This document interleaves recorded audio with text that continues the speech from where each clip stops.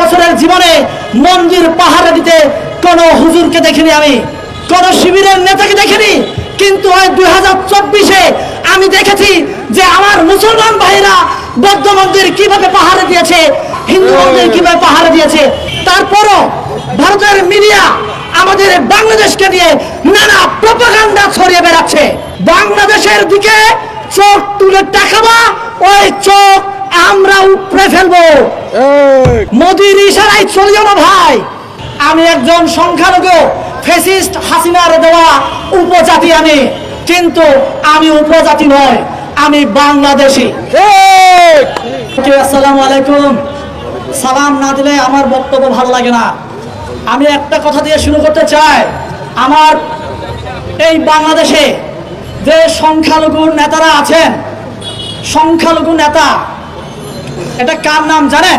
Fascist Hasina আমাদের মাথায় দিয়ে যাওয়া শব্দ সংখ্যালঘু। এই সংখ্যালঘু নেতারা দাবি করেন বাংলাদেশে হিন্দু 37% ছিল, এখন হয়েছে 8%। বৌদ্ধ এত পার্সেন্ট ছিল, এত পার্সেন্ট, বা আমার পাহাড়ে এত পার্সেন্ট ছিল, এত পার্সেন্ট কমে গেছে। আমি সাবধান করতে যাচ্ছি এই সংখ্যালঘু নেতাদের। আমার সংখ্যালঘু ভাইদেরকে আমি বলছি, আপনারা যদি তাদের উস্কানিতে পা দেন তাহলে এখন তো 8% আছি, আগামীতে এটা শূন্যের কোথায় নেমে আসবে। শূন্যের কোথায় নামিয়ে আনার জন্য ভারত আমাদেরকে ব্যবহার করছে। হয়তোবা আপনারা অনেকে বলবেন ভারতের এখানে হাত কি, ভারত কিভাবে এখানে কাজ করছে। আপনাদের মনে প্রশ্ন জাগতে পারে, আমি উপজাতি নয়, আমি বাংলাদেশি। আজকে আমাকে উপজাতি বললে আপনারা চিনেন, কিন্তু আমি যখন চাক বলি আপনারা আমাকে চিনেন না।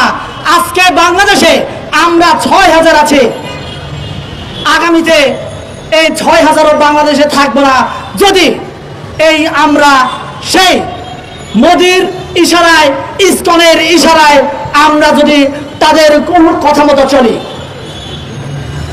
আমি সাবধান করতে যাচ্ছি, আহ্বান করতে যাচ্ছি, এই বাংলাদেশে যা হিন্দু আছে, বৌদ্ধ আছে, খ্রিস্টান আছে, এই ধর্মের যারা আছে সাধারণ ভাইদেরকে আমি আহ্বান জানাতে চাই, আপনারা ফাঁদে পা দিবেন না। আমরা যদি ফাঁদে পা দেই তাহলে বাংলাদেশ থেকে আমরা নিশ্চিহ্ন হয়ে যাব। আপনারা দেখেছেন কিনা এই 2024-এর বিপ্লবের সরকারের সময় 28 বছরের জীবনে মন্দির পাহারা দিতে